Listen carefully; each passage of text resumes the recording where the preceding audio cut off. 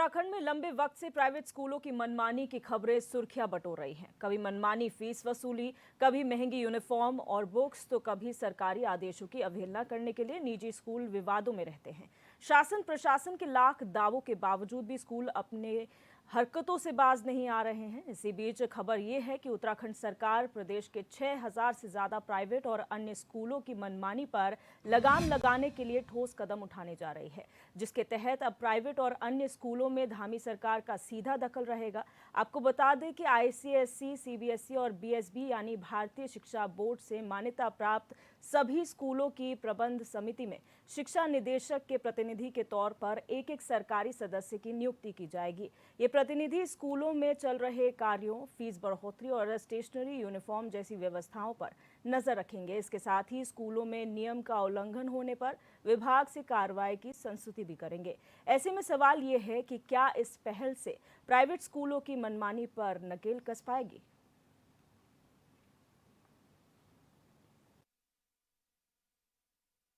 ये एक ईमानदार युवा मुख्यमंत्री की एक ईमानदार कोशिश है कि जो देश का भविष्य है, प्रदेश का भविष्य है, उनकी एजुकेशन के साथ खिलवाड़ ना हो, ब्लैकमेलिंग ना हो, उनके साथ कहीं उनके ऊपर मेंटल प्रेशर ना आए। तो इसलिए ये स्पष्ट किया गया है कि एक प्रतिनिधि के रूप में एक व्यक्ति स्कूलों में निगरानी रखे, जिससे पता चलता रहे कि स्कूलों में कहीं कोई गड़बड़ी तो नहीं हो रही है, वहाँ कहीं लोगों को फीस के नाम पे, बच्चों को किसी और नाम पे टॉर्चर तो नहीं किया जा रहा है। अच्छी पहल, मुझे लगता है कि इसका जितना स्वागत हो उतना कम। और हम माननीय मुख्यमंत्री जी का इस अथक पहल के लिए धन्यवाद। देखिए, निश्चित रूप से काफ़ी सूचनाएं सरकार के पास हैं और ये संज्ञान भी आता है कि प्राइवेट स्कूल के जो प्रबंधक हैं मनमानी कर रहे हैं, उनका जो एडमिनिस्ट्रेशन है वो मनमानी करता है। तो सरकार ने राज्य के व्यापक हित में और अभिभावकों के हित में निर्णय लिया है कि सरकार वहाँ अपने प्रतिनिधियों की नियुक्ति करेगी। उनसे जो है पूरा संज्ञान सरकार के सामने आएगा और उसके बावजूद भी लगता है कि कोई किसी के साथ जो है ज्यादती कर रहा है, कोई एडमिनिस्ट्रेशन प्राइवेट स्कूल्स का, तो निश्चित रूप से सरकार उसके खिलाफ कार्रवाई करेगी। तो ये जनहित में लिया गया एक फैसला है, जिसकी सभी अभिभावक जो है इसकी प्रशंसा कर रहे हैं कि सरकार का ये निर्णय, इससे उनकी मनमानी पर रोक लगेगी। उत्तराखंड सरकार उत्तराखंड में निजी स्कूलों पर नियंत्रण करना चाहती है, वहां की प्रबंध समितियों में अपने प्रतिनिधि बैठाना चाहती है। ये सरकार द्वारा विलंब से उठाया गया एक अच्छा कदम है, क्योंकि उत्तराखंड में प्राइवेट स्कूलों की मनमानी लगातार बढ़ती जा रही है। आपने देखा कि कोरोना काल में भी प्राइवेट स्कूलों से जो है अभिभावकों को कोई राहत नहीं मिली और अवैध फीस वसूली लगातार होती रही। और इस बार तो आप देखिए कि स्टेशनरी के दामों में लगभग 40 से 50% की बढ़ोतरी है और फीस की बढ़ोतरी लगातार जारी है। अभिभावक इस महंगाई के दौर में, इस महंगाई से बहुत ज़्यादा परेशान हैं और निश्चित तौर पर ये जो है अभिभावकों से खुली लूट है, इस पर नियंत्रण होना ही चाहिए। और अब भी देखते हैं कि सरकार की मंशा धरातल पर कब उतरती है, कैसे उतरती है, और अगर इस पर नियंत्रण पाया जा सकेगा तो ये अच्छी बात है।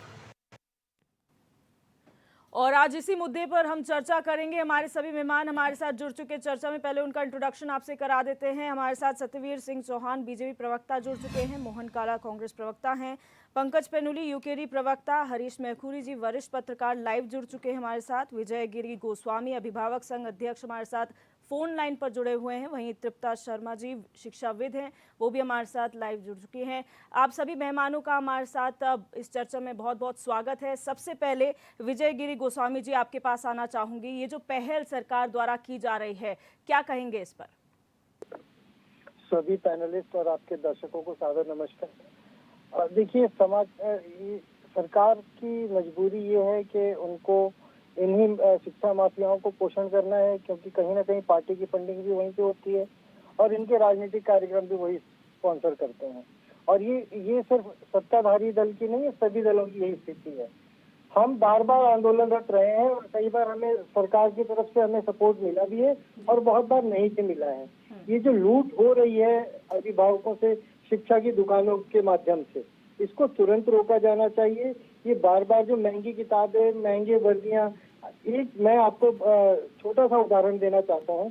केंद्रीय विद्यालय में एक सिस्टम हमने चलाया हुआ है, जहाँ पे कि जब शिक्षा का सत्र समाप्त होता है तो पिछली क्लास से अगली क्लास में जाने वाले बच्चे जी। अपनी पुस्तकों को पिछली क्लास में आने वाले बच्चों को गिफ्ट कर देते हैं रैप करके। जी। तो ये चीजें क्यों नहीं प्राइवेट स्कूलों में की जा सकती है? पिछली सरकार में जब एनसीईआरटी की किताबों को लागू करने के लिए आदेश आया, अध्यादेश आया, तब उस पे बहुत सारे स्कूलों ने उसको माना और बहुत सारे स्कूल अभी भी अपनी मनमानी चला रहे जी। हैं। और ऐसा नहीं है कि अधिकारियों की नजर में नहीं है। जी। इस छोटे से प्रदेश में 200 करोड़ से ज्यादा का कमीशन प्राइवेट पब्लिशर्स द्वारा प्राइवेट स्कूलों को दिया जाता है। इस पर तुरंत रोक लगनी चाहिए, क्योंकि इसमें एक बड़ा हिस्सा कहीं ना कहीं राजनीतिक दलों का भी है। और प्रदेश की जनता को इन शिक्षा माफियाओं से बचाने के लिए मेरा सभी से निवेदन रहेगा कि अपने राजनीतिक हितों को छोड़कर जनहित में एक साथ आए और स्कूलों पर, प्राइवेट स्कूलों पर इनकी नकेल कसें और आम जनता को स्कूलों की लूट से बचाएं। ठीक धन्यवाद। है, ठीक है। तृप्ता शर्मा जी, मैम आपके पास आऊंगी मैं। शॉर्ट में पहले तो आपका वक्तव्य जानना चाहूंगी। ये जो पहल की गई है कि एक सरकारी व्यक्ति जो है प्राइवेट स्कूल्स की समिति में रहेगा, उस पर क्या कहेंगी? हाँ, ये बहुत आवश्यक था। नमस्कार मैडम जी। क्योंकि इससे क्या है, जो हमारे सरकारी अधिकारी जुड़े रहेंगे तो उससे एक अंकुश रहेगा प्राइवेट स्कूल्स के ऊपर कि हाँ भाई जो कुछ हो रहा है उनकी जानकारी में है। अब जानकारी में है लेकिन बाहर से जानकारी मिलती है ना, वहीं के वहीं रहने से उनका दबाव उनके ऊपर बना रहेगा। और उसमें सबसे ज़रूरी है, जैसा मैं समझती हूँ ऐसा, कि दिल्ली सरकार ने किया कि हमारे सरकारी स्कूल को ही प्राइवेट स्कूल के लेवल पे ले आएं।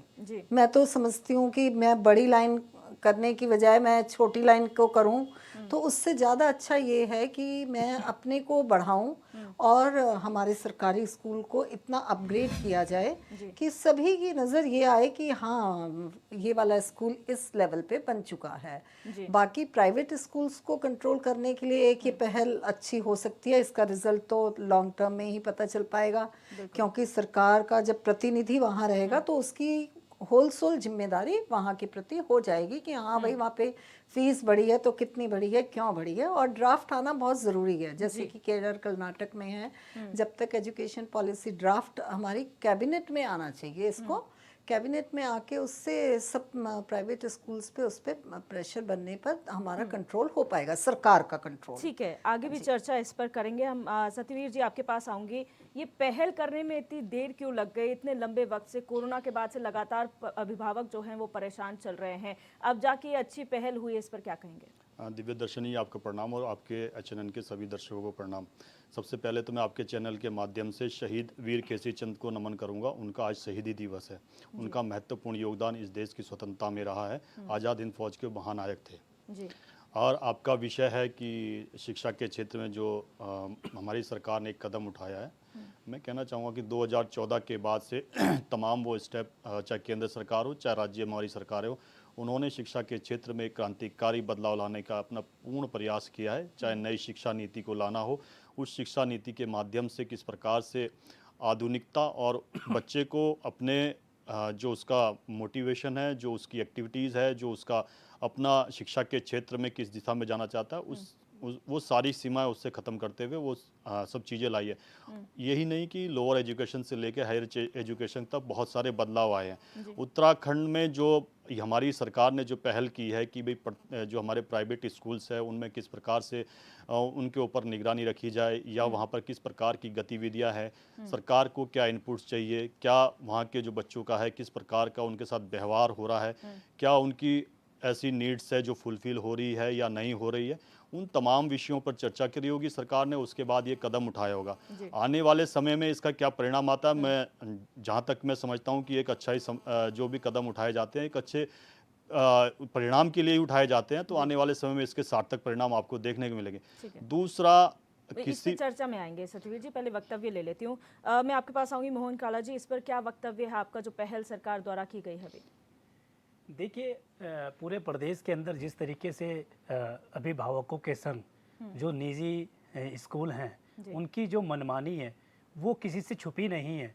पूरे प्रदेश में मनमाने तरीके से, जिस तरीके से अभिभावकों की लूट खसोट अभिभावकों से की जा रही है, ये पूरे प्रदेश में अपने आप में प्रचलित है और पूरा प्रदेश इससे वाकिफ है। प्रदेश का आम जनमानस हो, चाहे वो किसी भी राजनीतिक दल से जुड़ा हुआ हो, चाहे वो पत्रकारिता के क्षेत्र से जुड़े हुए हो, आज जिस तरीके से निजी स्कूलों द्वारा जो अभिभावकों पर मार की जा रही है, ये अपने आप में एक बहुत बड़ा गंभीर विषय है कि अभिभावक जिस तरीके से पिछले कोरोना काल के बाद से मैं लगातार और इससे पहले भी मैं देख रहा हूँ जिस तरीके से एक मनमाने तरीके से जो है स्कूल जो है निजी स्कूल जो है वो मनमाने तरीके से, चाहे वो फीस बढ़ोतरी की मैं आपसे बात करूँ, चाहे वो मैं आपके किताबों की बढ़ोतरी, कॉपी किताबों पर बढ़ोतरी की बात करूँ, चाहे वो मैं आपसे उनके जो वाहन जो बच्चों को लाने ले जाने के वाहन है उनकी फीस बढ़ोतरी की मैं आपसे बात करूँ, लगातार अभिभावक जो है अपने आप को ठगा सा महसूस कर रहे हैं। और सरकार ने अभी आप जैसा बता रही हैं और जिस तरीके से सरकार ने आज फैसला लिया है, अगर सरकार धरातल पर आकर अभिभावकों के परेशानियों को देखते हुए जिस तरीके से उनके माता पिता, बच्चों के माता पिता अपने आप को जो लूटा हुआ महसूस कर रहे हैं, और अगर आज सरकार जागी है और जागने के बाद अगर सरकार ये कह रही है कि अब हमारे सरकार जो है उस पर नकेल कसने जा रही है, अब देखना ये होगा कि सरकार इसको धरातल पर लाती है। अब ये जिन भी फाइलों तक ही रहेगा या फाइलों से बाहर आएगा, अब ये देखने वाला होगा। क्योंकि इससे पूर्व में भी अगर मैं आपसे बात करूं तो सरकारों ने चाहे वो 21 में या 22 में फैसले लिए, पर वो धरातल पर कहां है ये आप किसी से नहीं पता। कोरोना काल में जिस तरीके से 3 महीने की फीस का फैसला हुआ और कहा कि अभिभावकों से किसी प्रकार की फीस के रूप में लूट नहीं होगी, पर वो किस तरीके से खुली लूट हुई है ये किसी से छुपा नहीं है। और भारतीय जनता पार्टी की मंशा इस पर क्या होती है देखना होगा। और मैं अपनी बात को पूरा कर लूं। अभी मेरे साथी जो बात कर रहे थे, अभी वक्तव्य ले लेते हैं, चर्चा में आएंगे सर, चर्चा में आएंगे। क्षेत्र में उत्तराखंड को क्या स्थान मिला है वो आपको मालूम ही चर्चा में आएंगे, पहले वक्तव्य ले लेते हैं। मैं आपके पास आऊंगी पंकज पैन्यूली जी, आपका क्या वक्तव्य है? इतने सालों से शिक्षा की जो स्थिति इस प्रदेश में रही है, कहीं ना कहीं प्राइवेट स्कूलों की मनमानी उसमें चली है, अब जो फैसला लिया गया उस पर क्या कहेंगे? देखिए दिव्या जी, पहली बात तो ये है कि हमें ये समझना पड़ेगा कि ये प्राइवेट स्कूल जो है ये इस मनमानी तक पहुंचे कैसे। एक नीतिगत योजना के तरीके से हमारे प्राथमिक शिक्षा और माध्यमिक शिक्षा और उच्चतर शिक्षा को खत्म करा गया, जिसकी वजह से ये प्राइवेट के जो स्कूल हैं ये पनपे हैं। कहीं ना कहीं सरकारों का फेल्योर रहा है कि वो अपने प्राइमरी जो सरकारी एजुकेशन सिस्टम है उस तंत्र को सही नहीं कर पाए, जिसकी वजह से ये प्राइवेट कॉलेजों को फलने फूलने का मौका मिला है। आप प्राइवेट कॉलेजों की लिस्ट उठा के देखोगे तो 70 to 80% नेताओं के हैं।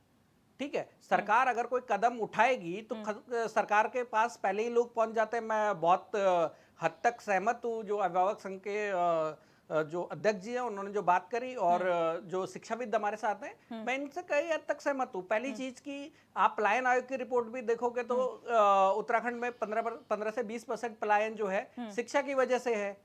3000 स्कूल जिस राज्य में बंद हो जाते हों प्राथमिकी के और बाकी उच्चतर शिक्षा के, तो वहां पे प्राइवेट स्कूलों की मनमानी करना आम बात है, क्योंकि सरकारों का फेल्योर है कि वो सरकारी तंत्र को सही नहीं कर पाए, जिसकी वजह से आज ये प्राइवेट कॉलेज इस स्थिति में पहुंचे हैं कि वो सरकार की भी सरदर्दी है और एक आम जनमानस की भी सरदर्दी है। ठीक है, सरकार अगर आज ये पहल कर रही है तो इस पहल की तो देखो वेलकमिंग स्टेप है ये, सरकार को ऐसा करना चाहिए था, लेकिन ये किस हद तक कर पाएगी? क्या आज से पहले शिक्षा कोई अधिकारी नहीं था? बीईओ थे हर जिले में, और ये कोई अभिभावकों की आज की नहीं है, ये काफी सालों से ये चलता आ रहा है। इस पे भी चर्चा करेंगे। अगर सरकार के अधिकारी जो अभी बीओज है या डीओ है या फिर जो अधिकारी हैं सरकार के वो नहीं कर पा रहे हैं, तो इसकी क्या गारंटी है कि अभी भी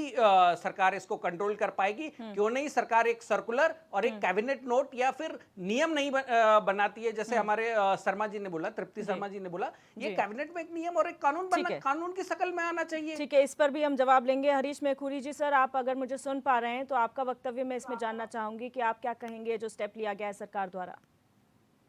दिव्य दर्शन जी, बहुत ही अच्छा सरकार का निर्णय है। निजी स्कूलों में भी सरकार का हस्तक्षेप आवश्यक है जी, वरना वो स्वच्छंद हो जाएंगे और मनमानी करेंगे और इसका जो बोझ है अंततोगत्वा वो आम छात्रों पर ही पड़ेगा जी। हमारा कहना यह है कि फीस करीब करीब नियमित हो जाए, प्राइवेट कितनी लेंगे, सरकार कितनी लेगी, सरकारी स्कूलों में कितनी होगी, और दूसरा एक विधान, एक संविधान, एक कोर्स, एक जो पाठ्यक्रम है वो भी एक जैसा हो जाए, तो लोगों को ज्यादा अच्छा विकल्प रहेगा कि प्राइवेट में पढ़ना है, सरकारी में पढ़ना है। अभी तो प्राइवेट वाले कुछ और कोर्स पढ़ते हैं, सरकारी वाले कुछ और पढ़ते हैं। जी। जो शासकीय बच्चे हैं वो अपने को हीन भावना महसूस करते हैं जी। तो इस कारण जो है सरकारी स्कूल इतनी सुविधा होने के बाद, इतना खर्च होने के बाद भी उपेक्षित हैं, बच्चे कम जा रहे हैं। प्राइवेट में भीड़ उमड़ रही है, एडमिशन नहीं मिल रहे हैं, नेताओं की सिफारिश लगानी पड़ रही है। तो एक तो फीस रेगुलराइज हो जाए, एक कोर्स रेगुलराइज हो जाए, एक विधान, एक नियम, एक झंडा, तब जाके देश आगे बढ़ेगा। ठीक है सर, मैं आपके पास आऊंगी सत्यवीर जी। ये जो पूरा डिस्कशन हो रहा है आज, प्राइवेट स्कूल्स की सिर्फ मनमानी नहीं है, यहाँ पर अगर हम बात करें जो करिकुलम बनाया जाता है, करिकुलम एनसीईआरटी का लागू किया गया था सरकार द्वारा, आप ही का फैसला था। डॉक्टर धन सिंह रावत ये कहते हैं कि तमाम प्राइवेट स्कूल्स में भी एनसीईआरटी की किताबें पढ़ाई जाएंगी, लेकिन वो एनसीईआरटी की किताबें ना पढ़ा के वो प्राइवेट पब्लिकेशंस की किताबें दे रहे हैं, जिसकी वजह से महंगी वो किताबें बिक रही हैं और बोझ जो है अभिभावकों में आ रहा है। तो यहाँ पर क्या आप कहेंगे, जब वो सरकार और सरकार के नुमाइंदों की बात नहीं सुन रहे हैं तो एक व्यक्ति को वहां बिठा देने से इस पे काम होगा? दिव्य दर्शनी जी, आपको स्पष्ट तौर से कह देता हूं कि जो ये कदम लिया गया है ये इसीलिए कदम लिया गया है, कौन स्कूल किस तरीके से अपने को संचालित कर रहा है, वो उन व्यवस्थाओं के अनुरूप काम कर रहा है कि जो सरकार द्वारा लाई गई योजनाओं के माध्यम से छात्रों को शिक्षित कर रहा है कि नहीं कर रहा है। ये कदम उसी लिए गया है, उस निगरानी के तहत जब ये सब इनपुट सरकार को मिलेंगे, सरकार पूर्णतः उन पे जिस प्रकार का कार्रवाई करनी होगी, सरकार 1 सेकंड में उन पे कार्रवाई करेगी। बात रही कोविड की, बात आएगी कोविड के समय इस प्रकार का हो, तो मैं एक और चीज आपको बता देना चाहता हूं। जितने भी कोविड के समय जिन्होंने अपने माता पिता को खोया, आपने इस बार के जो देखा होगा कि जब एडमिशन हो रहे हैं, केवी के एडमिशन हो रहे हैं, मैंने खासकर उसमें देखा अभी कि पीएम केयर्स के माध्यम से वहां पर जो बच्चे अनाथ हो गए, बात ही अलग है सर। नहीं, मैं एक चीज बताऊं, कोविड का जिक्र हुआ ना, कोविड का जिक्र हुआ, कोरोना का जिक्र हुआ, उन बच्चों को भी किस प्रकार से सरकार ने प्रोटेक्ट किया है और वात्सल्य योजना के माध्यम से उन बच्चों को किस प्रकार से प्रोटेक्ट किया। प्राइवेट मनमानी की है कोविड के टाइम। मेरी बात सुनिए, कोई भी सरकार के नियमों का पालन नहीं करता है तो वो पूर्ण रूप से कानून कार्रवाई उस पे की जाएगी और सरकार लगातार उन पे कार्रवाई कर रही है। और एक मिनट पूरा करने दीजिए। एक बात बताइए, इसी से जुड़ा हुआ सवाल है, आप नई शिक्षा नीति लेकर आए, देश में सबसे पहला प्रदेश बना जो नई शिक्षा नीति लागू जिसने की है, उसके तहत आपको बता दूं कि यहाँ पर जो राज्य विद्यालय मानक प्राधिकरण जिसकी मांग की गई थी, जो बनना था इस नीति के तहत, उसका ना ढांचा तैयार हुआ है, ना उसके नियम तैयार हुए हैं और अधिकारी कहते हैं कि हमें केंद्र सरकार से आदेशों का इंतजार है। तो कब तक आदेश आएंगे, क्योंकि एक ढांचा ही तैयार नहीं होगा तो फिर आप क्या एक्सपेक्ट कर सकते हैं? मैं दिव्य दर्शनी आपको कहना चाहता हूं कि आपने नई शिक्षा नीति की बात करी। नई शिक्षा नीति की आज से कोई बात हो रही थी, स्वतंत्र भारत के लगातार स्वतंत्र भारत में ये बात हो रही थी कि नई शिक्षा नीति आए, इस प्रकार से उसको डिजाइन किया जाए जो बच्चों के अनुरूप हो और उसके स्किल को इस तरीके से बनाया जाए जब वो स्कूलों से बाहर निकले तो वो जॉब मांगने वाला नहीं, जॉब क्रिएशन वाला हो। आज आपकी स्थिति देख लीजिए कि किस प्रकार से प्राइवेट स्कूलों में जो बच्चा पढ़ रहा है, प्राइवेट स्कूल की बात कर रहे हो, किस प्रकार से प्राइवेट स्कूलों का बच्चा पढ़ रहा है, उसके बाद वो लाठी चार्ज के माध्यम से अपने आप को पीटता है, 2-2.5 लाख अपना पर साल का देता, और वहीं सरकारी स्कूल का बच्चा, अगर आप रेशियो उठाओगे आज की डेट में सरकारी स्कूल का बच्चा बहुत ही अच्छी नौकरियां पा रहा है, अच्छी जगह पे सेटल हो रहा है, क्योंकि उसको जिस प्रकार से गाइडेंस मिलती है सरकारी स्कूलों में, वहां पर गुरु की जो महत्वता है वहां सबसे ज्यादा है। और आपने कहा कि सरकारी स्कूलों पे, मैं कहना चाहता हूं कि अगर किसी ने इन पे निगरानी लगाने का काम किया है और शिक्षा के प्रति अगर चिंतित होने का काम किया है तो हमारी सरकार ने किया। बाकी सरकारें कौन सा सिलेबस पढ़ा रही थी? मुगलों का और मैकाले की नीति का सिलेबस पढ़ा रही थी, वो क्या छात्रों को क्या अपडेट कर पाती है? और आज हमारे जो हम प्रश्न कर रहे हैं तो हम कह रहे हैं, अरे रुक जाइए ना, अभी काला जी रुक जाइए, अरे रुक जाइए, अगर इनकी बात हो गई हो तो इन्हें मैं बता दूं कि 3000 से ज्यादा सरकारी स्कूल बंद करने का फैसला लिया इन्होंने। इनका निर्णय है, हमने वैसा कोई इनका निर्णय है 3000 से ज्यादा सरकार की शिक्षा और सरकारी स्कूलों पर अभी चिंता व्यक्त कर रहे थे मुख्यमंत्री जी की विधानसभा के क्षेत्र में एक बच्चे की मृत्यु हो जाती है, उन बच्चों को दोषी नहीं ठहराता जिन्होंने भारत के टुकड़े में कांग्रेस उसके साथ खड़ी होती है, क्योंकि वो शिक्षा नीति ऐसी थी, वो शिक्षा नीति ऐसी थी जिसमें कि वो इस प्रकार का नारे लगा, इस प्रकार के नारे लगा कि भारत के टुकड़े होंगे, इस प्रकार की शिक्षा नीति होगी कि भारत के टुकड़े होंगे। और राहुल गांधी वहां जाके खड़े हो जाते हैं और बात करते हैं शिक्षा नीति की, लगातार मैकाले की शिक्षा नीति पढ़ाओगे, आप दोनों शांत बात करेंगे, क्यों कर रहे हैं? ये बताइए यहाँ पर आप दोनों शांत होइए। काला जी प्लीज, सत्यवीर जी आप लोग कहाँ जा रहे हैं सर? आप लोग कहाँ? कांग्रेस की शिक्षा एक मिनट काला जी, थोड़ा शांत होइए। सत्यवीर जी मैं आपको रोकना चाहूंगी प्लीज सर, प्लीज एक मिनट काला जी प्लीज रुकिए। ऐसे डिबेट नहीं होगी सर, ऐसे डिबेट नहीं होगी। और भी गेस्ट यहाँ पर सुन रहे हैं आप लोग। सत्यवीर जी please,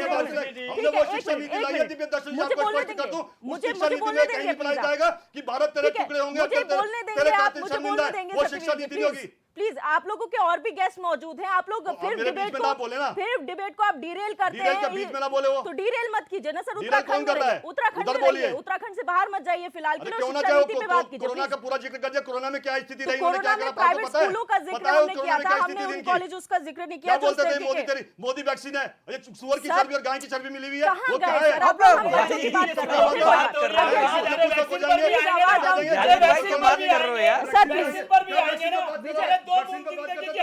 Vijay Giri Goswami sir, आप लोग प्लीज,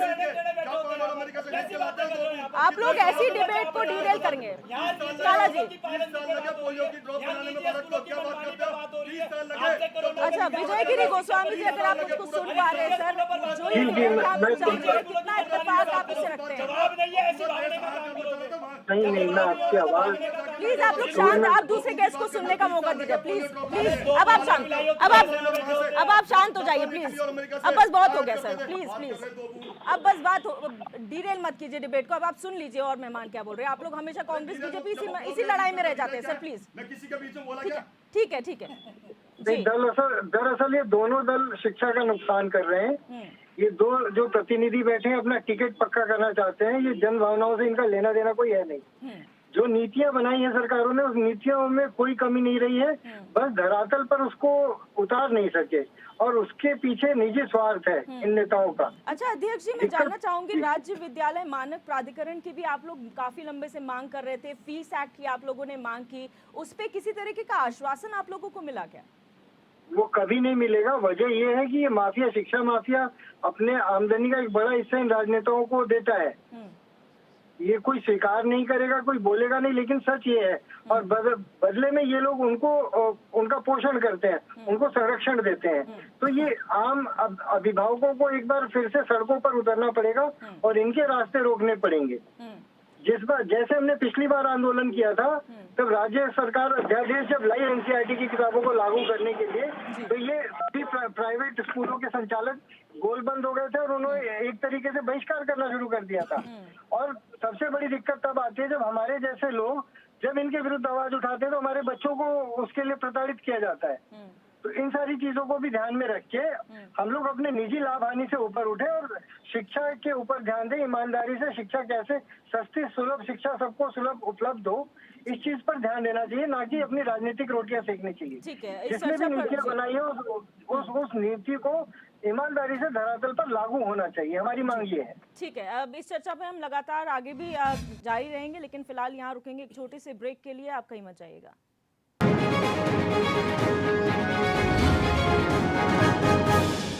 प्रोवाइड अभिभावकों को करते हैं। हमारे साथ चर्चा में हमारे मेहमान हमारे साथ जुड़े हुए हैं। मैं आपके पास आऊंगी तृप्ता शर्मा जी। जैसे कि अभिभावक संघ के अध्यक्ष ये कह रहे थे कि जो फीस एक्ट है उसकी मांग की गई पर लेकर कोई नहीं आएगा, इसके पीछे की इंटेंशन क्या है और क्या आपको लगता है कि क्यों सरकार में फीस एक्ट नहीं आया जा रहा है? नहीं देखिए, पहला मेरा सबसे इम्पोर्टेंट पॉइंट है, शिक्षा कोई राजनीति नहीं है।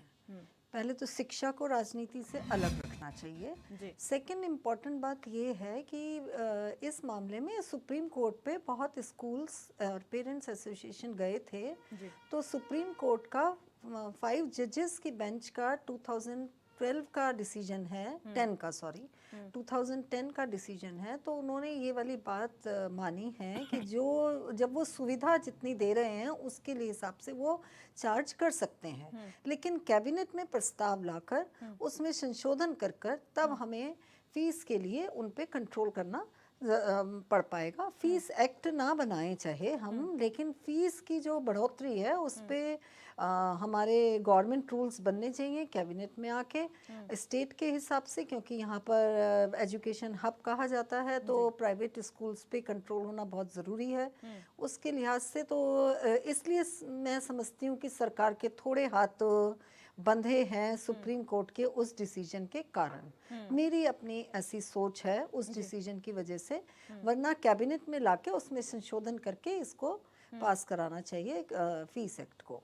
ठीक है सत्यवीर जी, जिस तरीके से तृप्ता जी ने कहा कि फीस एक्ट आप चाहे ना भी लेकर आएं, लेकिन कुछ ऐसे रेगुलेशंस आप ज़रूर बना सकते हैं जिसमें जो है स्कूलों पर नकेल कसी जा सके वाकई में, क्योंकि हमने एक स्टेटमेंट वो भी देखा था स्कूलों की तरफ से, क्योंकि पेजेस महंगे हो गए, एनसीईआरटी की किताबें बाजार में उपलब्ध नहीं हो पा रही हैं, तो हम क्या करें, तो हम डिसाइड नहीं करते, रेट्स बाहर से डिसाइड होते हैं, तो ऐसे में आप क्या कहेंगे, उस पर कोई तो नकेल कसी होनी चाहिए? पहले तो मैं आपको अपडेट करना चाहता हूं कि जो प्राइवेट स्कूल्स को लेके जितनी भी चर्चा में विषय आ रहा है, उससे भी बढ़ के सरकार ने अभी तमाम विषयों पे चर्चा कर रही है। और अभी तो पहला कदम उठाया सरकार ने कि अपना एक प्रतिनिधित्व वहाँ पर जिस प्रकार से वहाँ की गतिविधियों पर नज़र रखे और उसके बाद सरकार तक वो विषय पहुँचाए। मैं आपको एक और बात बताना चाहता हूँ कि सरकार और विषयों को लेके भी गंभीर है, जिस पर लगातार मंथन हो रहा है, और आने वाले समय में आपको बहुत ही अच्छा एक सुखद परिणाम देखने को मिलेगा कि सरकार किस प्रकार से इनके ऊपर और कंट्रोलिंग अपनी बढ़ाने वाली है। अभी वो चर्चा का विषय है, वो लगातार चर्चा में है, मैं आपको ये बता रहा हूँ, और वो आने वाले समय में आपको देखने को धरातल पर मिलेगा। और बात रही कि आपने कहा एनसीईआरटी किताबें आप सुलभता से मिल रही है और उचित रेट पे मिल रही है, और वो एनसीईआरटी की किताबों में जो नई शिक्षा नीति है उस शिक्षा नीति के अनुरूप लगाया गया है। फिर मैं आपको बताना चाहता हूं कि उत्तराखंड में वो सरकार है आज जो प्रत्येक व्यक्ति के लिए चिंतित है, और जो कोई भी स्कूल हो चाहे वो कितना ही बड़ी अपना रसूख रखता हो, उस पर अगर वो नियमों के विरुद्ध जाता है, उस पर कानूनी कार्रवाई करने के लिए सरकार बिल्कुल भी दुविधा में नहीं रहेगी। उस पर प्रत्येक क्षण निगरानी रखी जा रही है, और सरकार का पूर्णतः ये बच्चों की शिक्षा पर और उनके अभिभावकों पर किस प्रकार से कम बोझ पड़े और किस प्रकार से अच्छी शिक्षा ग्रहण करें, उसी पे पर पूरा फोकस है। और इसी को मद्देनजर रखते हुए कदम उठाए। आने वाले समय में भी कह रहा हूं आपको, ये इतने अच्छे और कदम देखने को मिलेंगे जिससा कि आने वाले समय में आप देखोगे कि उत्तराखंड के बच्चों पर किस प्रकार से उनके शिक्षा के क्षेत्र में नए आयाम गढ़ेंगे।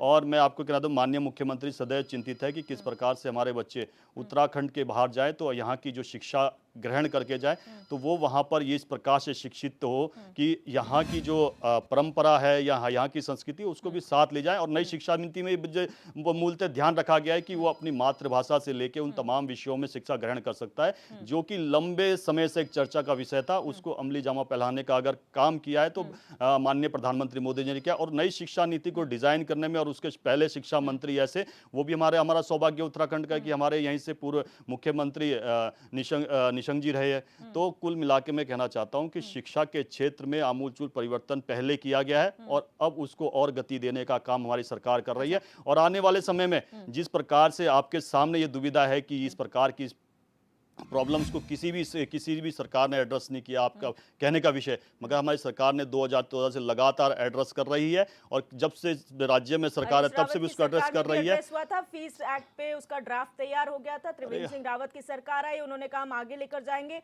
फ्रेश तरीके से एक्ट बनाएंगे। अरविंद पांडे ने भी कई बार नाराजगी जताई, लेकिन उसके बाद कुछ नहीं हुआ, ठंडे बस्ते में चला। मैं आपको बताना चाहता हूँ कांग्रेस के समय में किस प्रकार से सरकार चली है वो सबने देखा है, किस प्रकार के कार्यकलाप होते तो सबने देखा है। प्रयास करना और प्रयास को धरातल पर लाना हमारी सरकार काम करती है। आगे बढ़िए, मतलब उन्होंने आगे बढ़ रही है सरकार आगे बढ़ रही है आगे, और ये कदम आज आगे बढ़ने का ही कदम है, पीछे बढ़ने का तो कदम है नहीं, और इससे और आगे बढ़ के कदम होंगे। आपको और चीजें आगे आने वाले समय पे मिलेगी, जिससे कि आपको भी लगेगा कि जो मांगे अभिभावकों की थी, बच्चे छात्रों की थी, वो मांगे पूर्ण की जाएगी। ये सरकार बैठी हुई तोड़ना है, सरकार लगातार गतिमान है। जब से प्रदेश बना है, शिक्षा की अगर बात करें, क्योंकि पहाड़ी क्षेत्रों में व्यवस्थाओं की, हम कहते हैं मूलभूत व्यवस्थाओं की कमी है, कितना चेंजेस आपने देखा है और कितना काम होना बाकी है? देखिए, पहाड़ की तो बात करना एक तरीके से, आपके अभी जो स्क्रीन चल रही है उस पे भी एक गवर्नमेंट कॉलेज की अभी वो चल रही है, वीडियोस चल रही है। उसी वीडियो के अंदर आप वो बोर्ड देख लीजिए जहाँ पे वो टीचर लिख रही है, ये अगर ये पक्का किसी देहरादून के कॉलेज का स्कूल का होगा। अब आप इससे आइडिया लगा लीजिए कि पहाड़ के स्कूल का क्या हालत होगी। जो मैंने अपने पहले वक्तव्य में भी बोला कि प्राइवेट कॉलेज इतनी मनमानी पे आए कैसे, क्योंकि सरकारों ने शिक्षा के ऊपर बिल्कुल भी ध्यान नहीं दिया और स्कूलों की लगातार खस्ता हालत रही, जिसकी वजह से वहां पे ना तो आपने कैरिकुलम अपडेट करा, ना आपने क्यों गवर्नमेंट कॉलेज में तो इंग्लिश मीडियम बना सकते हैं, क्यों नहीं बनाए।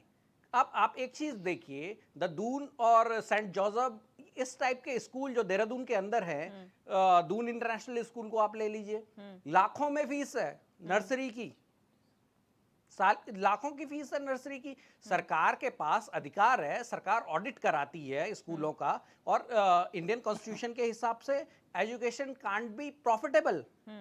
डीपीएस 1 से आज 18-20 हो जाते हैं जी, ठीक है। तो इस तरीके की जो कदम उठाने चाहिए सरकार को, जो उत्तराखंड गवर्नमेंट को, जितने भी ये प्राइवेट कॉलेज स्कूल हैं इनके ऑडिट कराएं, और जब एजुकेशन प्रॉफिटेबल नहीं है, प्रॉफिटेबल आप उसको बिजनेस नहीं बना सकते हो, तो कैसे इन कॉलेजों में स्कूलों में इतनी चीजें हो रही हैं। दूसरी बात, सरकार योजनाओं की बात करती है, सरकार बात करती है कि हम बेहतरी के लिए काम कर रहे हैं, बहुत अच्छी बात है, लेकिन सरकार ने आरटीई नाम का एक चीज था, राइट टू एजुकेशन, उसके क्या हालात है, कितने % उसमें एडमिशन मिल रहे हैं, कितने बच्चे उसमें ड्रॉप आउट हो गए। देखिए वो खुद में एक बेईमानी था आरटीई। एक बच्चा जो उसका सोशियो इकोनॉमिकल बैकग्राउंड है और एक दूसरा बच्चा जिसका सोशियो इकोनॉमिकल बैकग्राउंड बहुत हाई है, जैसे ही वो स्कूल के अंदर एंटर करेगा, एक टिफिन से अगर बर्गर और सैंडविचेस निकलेंगे, दूसरे टिफिन में बेचारे का रोटी और अचार तक नहीं होगा, तो उस बच्चे के अंदर क्या हीन भावना आएगी। बच्चों का वो पैसा कहाँ है, वो जो बच्चों का पैसा मिलना चाहिए और जो स्कूल्स को भी पैसा मिलना चाहिए। आपने उसको अभी डिसीजन आया था सर कि आरटी के तहत प्राइवेट स्कूल्स को जो पैसा मिलता है उसे और ज्यादा बढ़ा दिया जाएगा, क्योंकि डिमांड की गई थी इस बात में, लेकिन वाकई आपका कहना ठीक है कि ऑडिट होना चाहिए, जानकारी मिलनी चाहिए। कहाँ है, यही चीज है। इस तरीके की जो सरकार जो है घोषणाएं कर देती है और उसका इंप्लीमेंटेशन कैसा होगा, उसका एग्जीक्यूशन कैसा होगा, उसकी आगे का क्रियान्वयन कैसे होगा, उसमें समाज में खाइयां तो नहीं हो रही है। अगर उस बेसिक स्कूल को ही आप वो इंग्लिश मीडियम के लेवल पे ले जा लेते, आपके पास क्वालिफाइड टीचर है, बीएड, एमएड, एमए,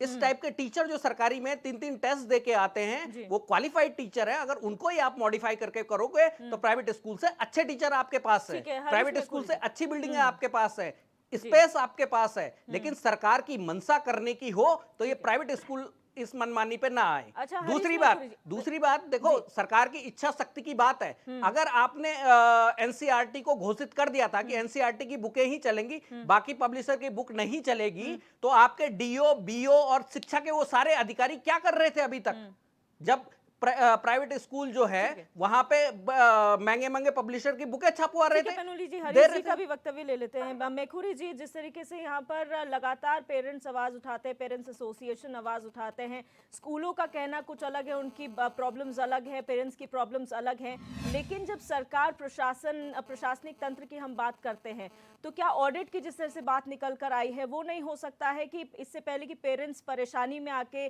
प्रदर्शन करें, धरने दें और अपनी मांगों को रखें, उससे पहले ही प्रॉब्लम का सॉल्यूशन निकालने की कोशिश की जाए? दिव्यदर्शनी जी, उत्तराखंड में निजी विद्यालयों की कोई रेगुलेटिंग अथॉरिटी तो होनी ही चाहिए। जिस तरह से कुकुरमुत्तों की तरह की भांति मजहबी आधार पर निजी दुकानदारों के और अन्य लोगों के भी बड़े बड़े स्कूल खुल रहे हैं और उसमें फीस की लूट है, तमाम तरह की अन्य लूट है, बच्चों के बस्ते बड़े हो गए, बच्चों के वजन कम हैं, पाठ्यक्रम अनावश्यक पाठ्यक्रम है, उत्तराखंड के लिए आवश्यक नहीं है फिर भी है। तो ये सब चीजों को देखने के लिए एक रेगुलेटिंग अथॉरिटी की तो आवश्यकता अनुभव की ही जा रही है, और वो निश्चित रूप से पालिका भी सम्मिलित रहे और प्रशासनिक अधिकारी भी उसमें, जैसे शिक्षा विभाग के अधिकारी हैं, वो अवश्य सम्मिलित होने चाहिए, और ये अथॉरिटी समय समय पर विद्यालयों का निरीक्षण भी करे। एक चीज मैं विद्यालय के कोर्स के विषय में अवश्य कहना चाहूंगा, यहाँ पर हमारे पैनल में किसी पैनलिस्ट ने भी जिक्र किया, उत्तराखंड में मणिभद्रपुर ग्राम है बद्रीनाथ के पास, जिसे माणा कहते हैं जी। वहां पे महर्षि वेद व्यास ने वेदों की रचना की। यहाँ पे 18 पुराणों की रचना हुई। शकुंतला का आश्रम कोटद्वार के पास और नंदप्रयाग के पास बताया जाता है। कण्व ऋषि का आश्रम। तो यहाँ मतलब कहने का यह है कि जब अंग्रेज उधर यूरोपीय क्षेत्रों में कबीला की अवस्था में रहते थे, उस समय यहाँ वेद पुराणों की रचना हो चुकी थी। हमारे विद्यालयों में 16 कलाओं की शिक्षा दी जाती थी। धनुर्विद्या से लेकर ब्रह्मास्त्र चलाने का, पाशुपात अस्त्र चलाने की शिक्षा। 16 कलाएं, जीवन में केवल 16 ही कलाएं होती है, सबका धनी बनाया जाता था। 25 वर्ष तक सबको शिक्षा अनिवार्य थी। उनको चरित्र निर्माण की और गुणों के विकास की शिक्षा दी जाती थी, राष्ट्र की सुरक्षा की शिक्षा दी जाती थी। आज वो सब हटके प्रोफेशनल शिक्षा दी जा रही। शिक्षा का एकमात्र उद्देश्य रोजगार तक सीमित हो गया। चरित्र निर्माण, गुणों का विकास, राष्ट्र की सुरक्षा ये नहीं रहा। तो ये भी उसमें जोड़ा जाए और उत्तराखंड को देवभूमि के अनुरूप कोई शिक्षा व्यवस्था, कोई पाठ्यक्रम लागू हो तो वो पूरे देश के लिए भी मॉडल बनेगा। ऐसी हमारा अनुशंसा है, ऐसा हम कहना चाहते हैं। ठीक है, मोहन काला जी। देखिए, मैं आपके चैनल के माध्यम से कहना चाहता हूँ और सरकार से भी आग्रह करना चाहता हूँ कि उत्तराखंड के आमजन मानस ने सरकार पर विश्वास जताया, भारतीय जनता पार्टी की सरकार पर।